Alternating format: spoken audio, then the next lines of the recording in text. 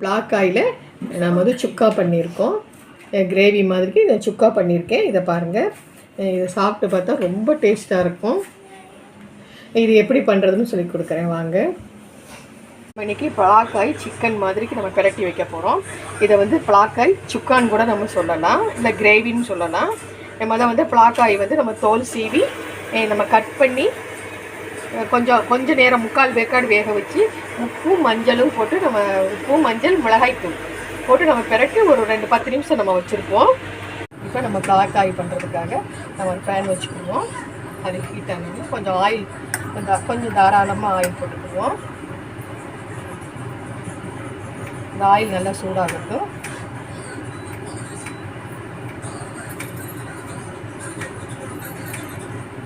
இந்த ஆயில் சூடான ஆயிலில் கொஞ்சம் சோம்பு,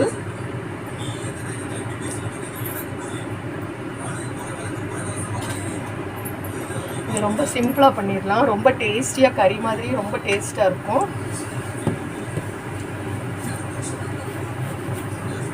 அதனால் சோம்பு வெடிக்கட்டும். அதில் கருவேப்பிலை போட்டுருவோம். நான் வந்து ஒரு மிக்ஸி ஜாரில் தக்காளி வெள்ளைப்பூண்டு இஞ்சி கொஞ்சம் போட்டு பேஸ்ட்டாக அரைச்சி வச்சுருக்கேன்.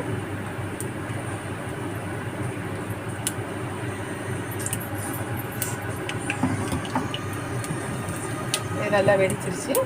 இதில் வந்து இந்த தக்காளி இஞ்சி பேஸ்ட்டை வந்து நம்ம இதில் வந்து போட்டுருவோம். தக்காளி இஞ்சி வெள்ளைப்பூண்டு அது முக்கியம், ரொம்ப இது மட்டும்தான் அதுக்கு நம்ம போடுறது. இதில் வந்து மிளகா பொடி மட்டும்தான் நம்ம போடணும். இது நல்லா கொஞ்சம் வதங்கிக்கிறதும் இதுக்கு வேணுங்கிற அளவுக்கு கொஞ்சம் மஞ்சள் தூள்.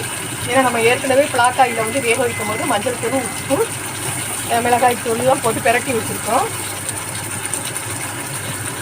இது நல்லா வதங்கிடட்டும். இந்த எண்ணெயிலே வந்து தக்காளியும் வெள்ளைப்பூண்டும் நல்லா வதங்கிடட்டும். இதுக்கு மட்டும் தேவையான அளவுக்கு நம்ம கொஞ்சம்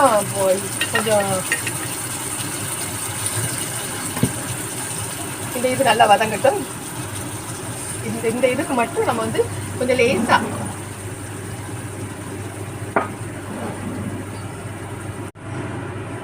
நல்லா வதங்கிடுச்சு பாருங்க. எண்ணெய் விட்டு வந்துருச்சு. நல்லா வதங்கினதுக்கப்புறம் இதில் கொஞ்சம் வந்து நம்ம வந்து ரெட் சில்லி கொஞ்சம் போட்டுக்கணும். கொஞ்சம் கலருக்காக நம்ம ஏற்கனவே நம்ம வந்து இதில் போட்டிருக்கோம்.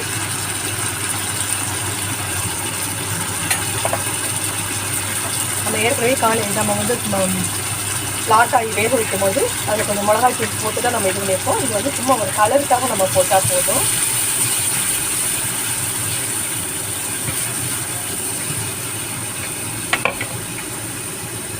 அது கொஞ்சம் எண்ணெய் பிரிஞ்சு வந்ததுக்கப்புறம் நம்ம இந்த மசாலா தடவி வச்சிருந்தோம். சிக்கன் மாதிரி நம்ம மசாலா தடவி வச்சுருந்த இந்த இதை போட்டுருவோம். இந்த பிளாக்காயை வந்து நம்ம போட்டுருவோம். ரொம்ப வேக வச்சிடும். 3/4 வேக்காடு நம்ம வெந்தால் கூட நம்மளுக்கு அது போதும். இது அப்படியே கொஞ்சம் நல்ல மெதுவாக உடஞ்சிடாமல் அழகாக நம்ம வந்து கரைச்சி விடுவோம். எல்லாமே நம்ம வந்து ஏற்கனவே வெந்துருச்சு. லேசாக மூவ் பண்ணி விடுங்க.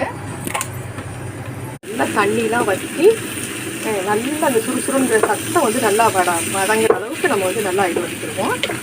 இதில் ஒரு ஸ்பூன் அளவுக்கு கொஞ்சம் லேசாக பெப்பர் போட்டுக்குவோம்.